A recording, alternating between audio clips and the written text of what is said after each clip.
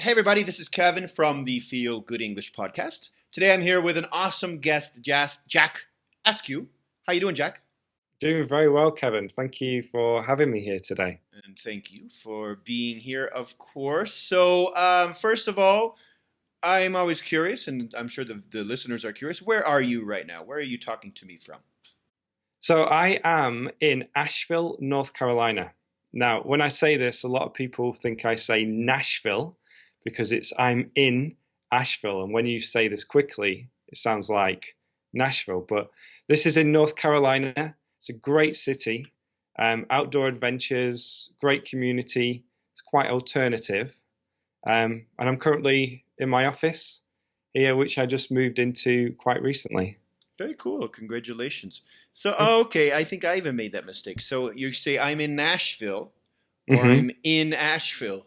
So Yeah, connecting, there's a city, of course, Asheville, Tennessee, or I'm sorry, Nashville, Tennessee, and then Asheville, North Carolina, right? that's right. Yeah, yeah, Yeah. because of the linking words here, they connect.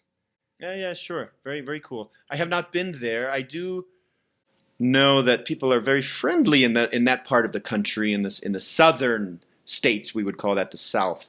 Do you agree that people are pretty friendly in the south of the U.S.? Definitely.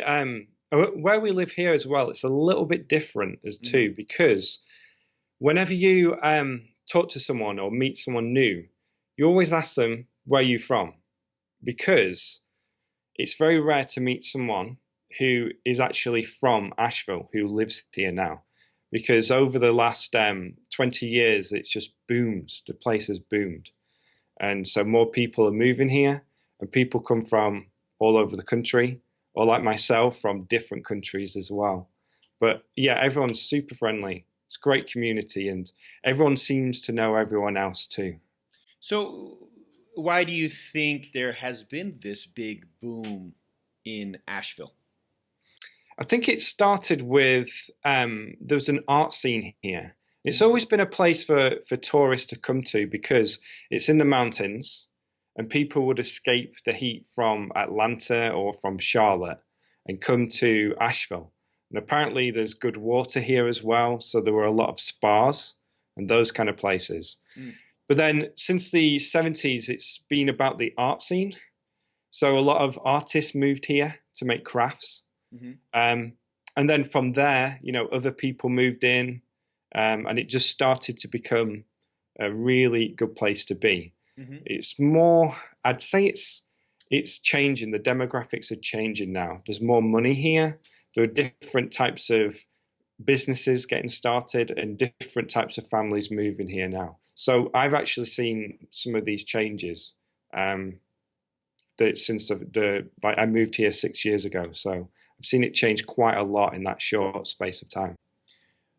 So, tell me more about that. You moved there 6 years ago, and where were you? Where did you move from? You're obviously not American. Well, obviously to me, maybe some people don't hear your accent, but I can easily see that you're not originally American. So, can you tell me a little bit about your history? Sure. Well, after graduating university, I worked for a couple of years in a marketing department. Mm-hmm. So I worked in marketing, Mm-hmm. but then I went traveling to South America, Mm-hmm. also in the US too. And it was in South America where I met my American wife. Okay, Mm-hmm. so we both went to this language school in Ecuador. Hmm. We spent about 10 days together, but we continued this relationship. And then we had this issue of where we're going to live. Mm-hmm. She's from America, I'm from the UK, but luckily she got a scholarship in Spain. Hmm. So she got a 2-year scholarship to teach in Spain. I thought about teaching as well for a while before then. So I got certified to become an English teacher, and we both moved to Spain together for 2 years. We got married, and then we moved here. Ah, very cool. Oh, nice. And is she from Asheville? No, she's from Connecticut, Oh, in the okay. north, Sure. but Yeah. she went to college in Georgia, Mm. UGA, University of Georgia, Mm-hmm. in a very cool town called Athens. Mm-hmm. Not Athens in Greece, but Mm-hmm. Athens, Georgia. Sure. So when we thought about moving to the US, we had an image of Athens in our mind, but something a little different because Athens is a college town. It's Mm. full of college or university students, Hmm. whereas Asheville is more about young families and young people who have already graduated. Hmm. Sure. Can you tell me how you got into English teaching? Yeah, I kind of fell into it. Hmm. It was something I didn't plan to do it, but when I was living, well, when my wife was in America and I had finished traveling, I needed something that I could do in both of these places because I wanted to visit her, and then I had to come home because of the visa. Hmm. And this was going to happen for about a year.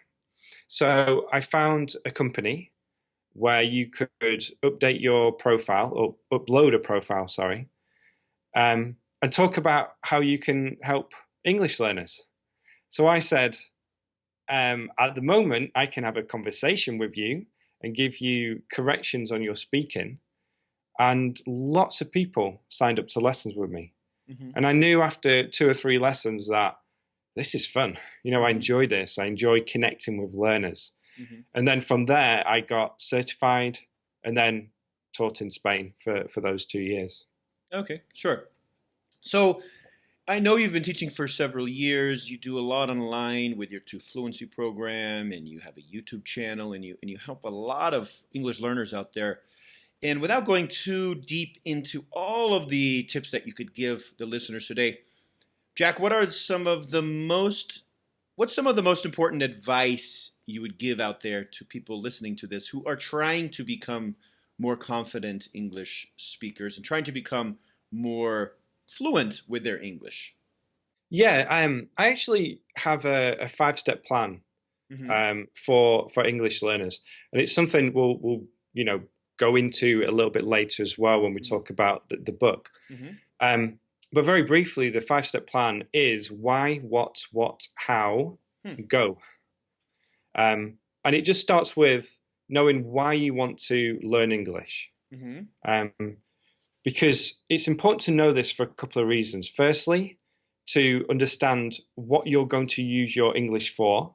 So that helps you create a plan that comes later. Mm-hmm. But it also gives you that motivation to actually take action and actually do this. Mm-hmm. Gives you that excitement to create a plan and move forward with your English. The next 2 stages of what are what do you need to do? Mm-hmm. No, sorry, what are you going to achieve in terms of your goal? Mm-hmm. So thinking about, okay, I am going to reach a specific level of English by a specific date. Okay. Then it's about understanding exactly what you have to do to reach that goal. Do I need to speak with proficient or native speakers? Do I need to use specific methods? Do I need to learn grammar for this? Mm. Um, then it's all about how are you going to do what you need to do. Okay. Looking at your schedule and saying, okay, at 8 a.m., this is what I can do on Tuesdays and Thursdays. Mm-hmm. So making it specific to you and making it sustainable. That's And then awesome. finally, just to do it, stay consistent and Mm-hmm. take action with it. I think one of the biggest obstacles, and not even just to English, but to realizing success in all areas, and what causes a lot of frustration is being confused about the process and being unclear about what you want and how to get there. The answers are out there if you find them. And I think your program sounds like something very concrete that can give a lot of clarity to learners out there and to give them a clear path, clear instructions. And I think that is extremely valuable. It sounds like you have a great program. Thank you. Yeah. I also have this as the 5 step plan can be downloaded as a free book too. Mm, Um, I'm awesome. sure we can leave that link in the show notes, but it just goes into each of these steps. And as you say, it's just so important to think about what you're going to spend your time doing Hmm. because not every method of learning English is the same. Some are very effective. Some are a waste of time, Hmm. and it's important to, especially with how busy we are, to spend our time wisely. And Hmm. you can get really deep with this and make it specific to you and your goals too. For example, if you're looking to learn English to do writing, email writing, Hmm. then you should get focused on what you need to do for that. Hmm. To read lots of emails, to learn the vocabulary you need to learn for it as well, Hmm. and then to get the practice you need. Sure. Um, so yeah, it's making it specific to you and understanding that not everything works, you Hmm. know, and the Hmm. traditional ways of learning aren't as relevant anymore. We can get very sophisticated and smart with the way that we can learn languages. Right. Great. Very, very cool. Um, Transitioning from that, and I know you mentioned that this process is connected to a book that you're going to talk about, and that's what we do here on the Feel Good English podcast is take lessons from authors and writers of books and people that have lived lives and come up with great ideas and gone through a lot of the obstacles that we face and have written about their experience and given lessons on this. So, Jack, let's get into that now. Let's talk about a book that has impacted your life, that has helped you, and it sounds like not only helped you, but also giving you insight on how to help English learners directly from these lessons. So, can we get into that a little bit? Definitely, yeah, definitely. So the book is called "The Strangest Secret" Mm-hmm. by Earl Nightingale. Mm-hmm. Now, the good thing about this book is you can find the audiobook on YouTube. Hmm. I listen to it quite often, Mm-hmm. and it's a short book. It's very powerful, and it's also Earl Nightingale actually narrates this book, and you could just listen to his voice all day. He is a great speaker, lots of clarity, so he's very clear, and it's quite easy to follow as well. So for someone who's an intermediate speaker of English, it's a great book to listen to. Um, Now, this is a book that really helped me gain clarity on goals and achieving those goals. So it's helped me come up with my programs, my books, and just my whole idea of teaching. So I've used this book to help me come up with this 5-step plan that I created, and also just to help me in my life as well, to help me set goals and then take the action that's necessary to actually achieve these goals. And it just sets it out in such a clear way for me. And there's a great quote from the book that I always think about, and I, tell my learners too. And it's this, okay? Success is a progressive realization of a worthy ideal. So Hmm. success is a progressive realization of a worthy ideal. And what it's saying is this: if you are progressing towards your goal, then that is the definition of success. Hmm. What I love about this is it focuses on the journey instead of the actual event. So the event for an English learner might be to reach a C1 level of English Mm-hmm. using the European framework, like an advanced level of English. And you say you're successful if you can do that.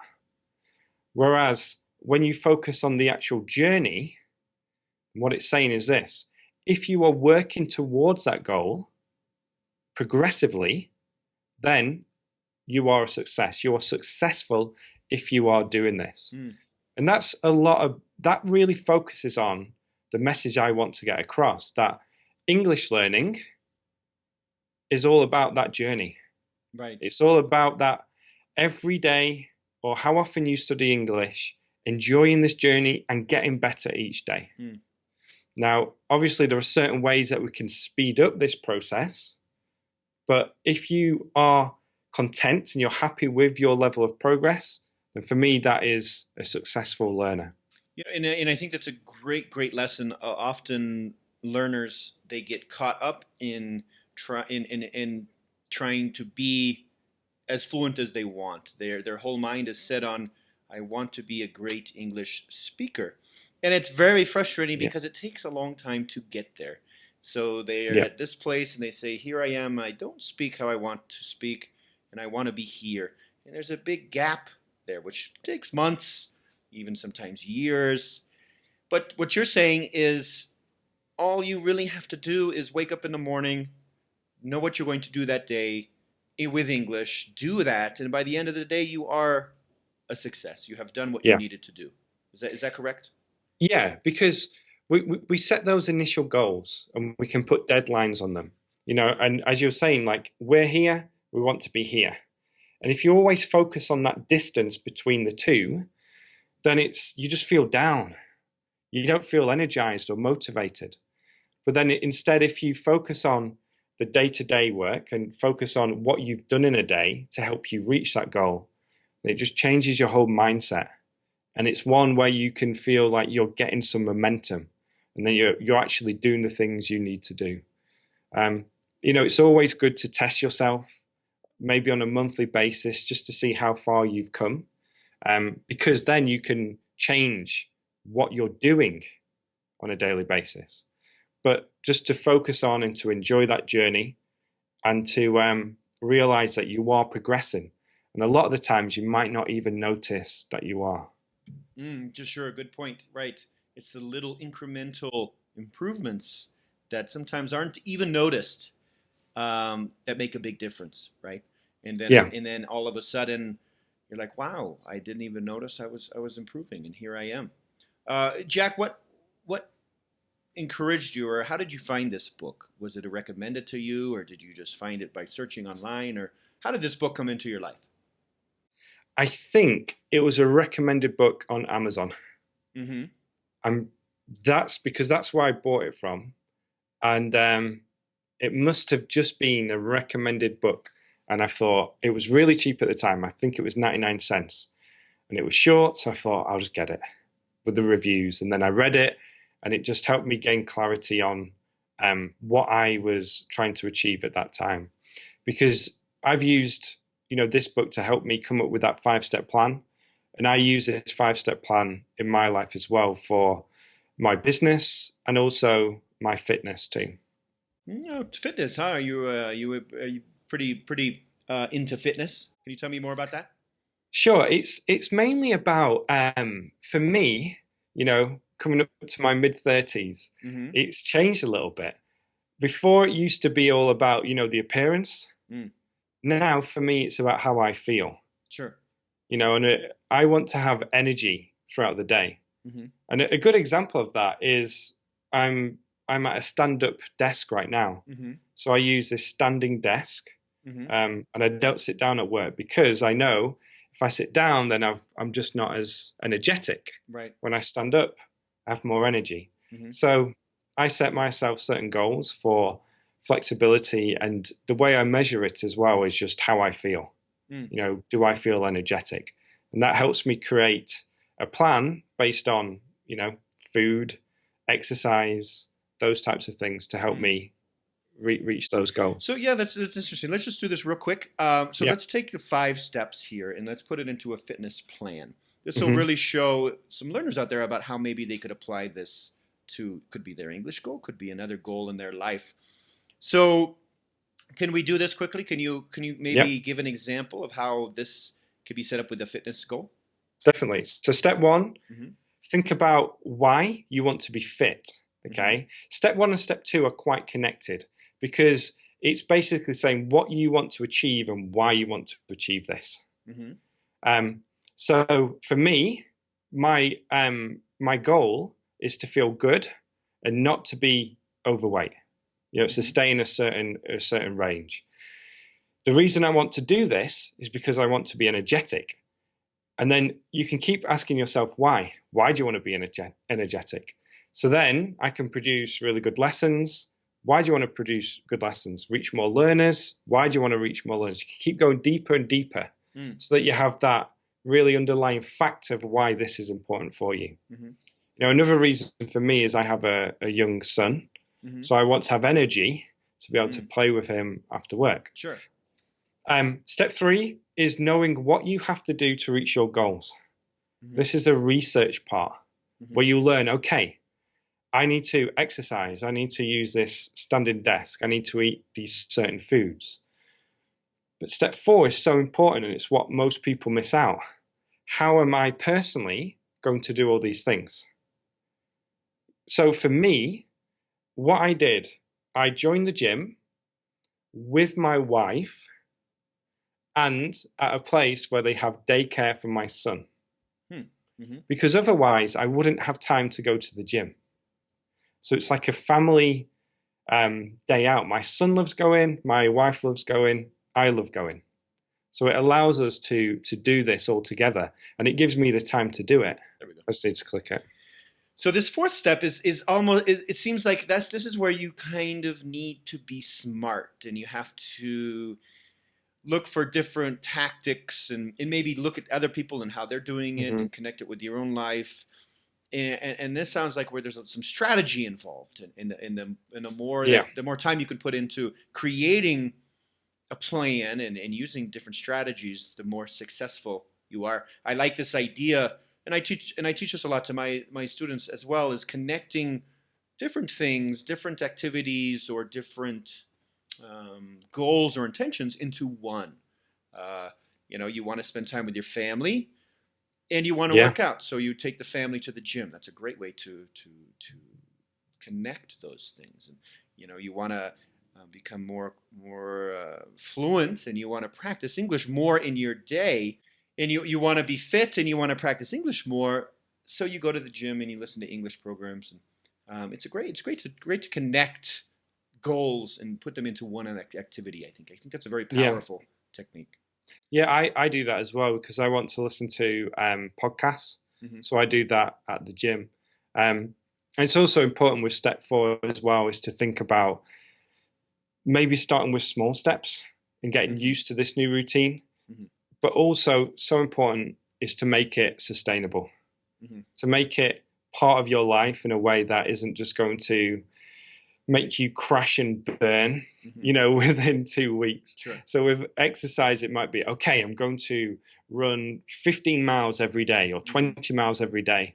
And you start and you realize this is not sustainable. Right, sure. I can't do this over the long term. Yeah, it's the same with English learning. Mm-hmm. If you say, I'm going to study grammar 2 hours a day and try to memorize every single word that I come across, it's not sustainable. So it's important to think about, the systems you can use and how you can actually implement it into your life. Mm-hmm.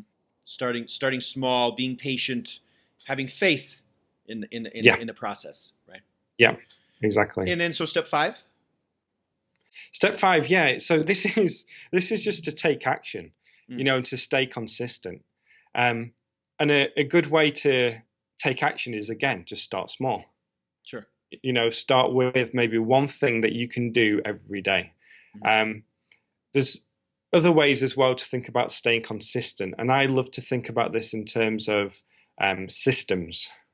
Mm-hmm. So, for example, for exercise, I have a checklist on my phone of certain things I just do every day. Mm-hmm. It's very small. It's like 10 push-ups in the morning. But it's that system to make sure that I'm doing at least one little thing. Sure. And there are other things like just to commit to listening to 1 minute of your podcast, let's say. Mm-hmm. So if you're an English learner, commit to 1 minute. Right. If you want to listen to more, you can. Mm-hmm. If you want to turn it off, you can. Mm-hmm. Because a lot of the times we're overwhelmed by, I'm going to study for 2 hours. Mm-hmm. Instead of saying, I'm just going to start this, let's see if I continue. Because once you get started, you want to continue.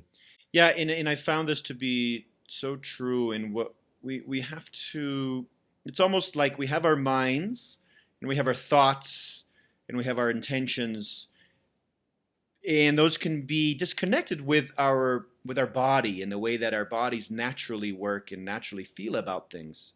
And if we start small and we allow our emotions in our body to adapt to what we want, and Yeah. to almost cooperate with what we are trying to do, and do this slowly so we stay in tune with our bodies. Then Yeah. it seems more sustainable this way. We don't want our minds to get crazy and have all of these goals and things that we want to do. But after a few days of doing this, we just feel tired and we feel exhausted, and we can't do this because it seems like our bodies and our minds, we can't make huge changes right away. We have to Yeah. make adjustments, right? Yeah. And I read a quote saying willpower is like a muscle. Mm-hmm. And willpower is your ability to do something that's not a habit or a routine. Okay, I'm going to study English tonight. Mm-hmm. I'm going to do it. Mm-hmm. Instead of actually just it happening, because it's part of your life and part of your routine. It's the same with anything, really. Like brushing your teeth. With a kid, it's willpower. Okay, I need to brush my teeth. When you're an adult, it's just something you do twice a day. Sure. It's just a habit. Right. That's great, and a great advice. Sounds like a great book. I think this will be very valuable to people out there, and not just English, but like I said, in other areas of their life. Any last words you would have for people listening to this podcast about anything, about English, about life, about whatever you want to tell them? Yeah, I'd say enjoy it. Don't do things that you don't enjoy. It could be really specific, where you don't have to read a book you don't want to read in English. You can read books that you really enjoy. And some people or some learners feel like, okay, I need to read this book and I need to finish it. But if you're not enjoying it, then you're not engaged with it and you're not getting anything out of it. Mm-hmm. And it's the same with anything in life, or any kind of goal we want to achieve. If you're not enjoying it, it's really hard to do over the long term. So just enjoy the journey and make it fun, make it interesting. Awesome. Yeah. The opposite of what you might find in a traditional English school, where you're forced to study what they tell you and put up on a pedestal, or put up in front of class and made to speak and made to do these dialogues that are forced, and stuff that I hated when I was learning languages. So Me that's great. too. Yeah. So Jack, tell the audience where they can find you if they don't know where to find you. Where can they find more about you, more about your course, more about what you have to offer and what you have to say? Yeah, a good place to start is tofluency.com/book. Okay. And that is the book I've been talking about, the 5-step plan. It's free to download. Mm-hmm. And if you just search for To Fluency on YouTube, on Facebook, all these places, Instagram, Snapchat as well, To cool. Fluency on Snapchat. Sure. I snap every day. So you can find me anywhere on the internet. Yeah, so that's the British accent would be to fluency. I might say to fluency. So Yeah. to like TTO fluency, for those who exactly want to hear both ways of saying it. tofluency.com/book. Yes. Or Snapchat, which is quite fun. Awesome, man. That's great. Thanks again for being here with us. And I'm sure we all can take what you have said today and make some changes in our lives. So I appreciate that. Yeah, thanks again. Yeah, thank you, Kevin. It's been fun.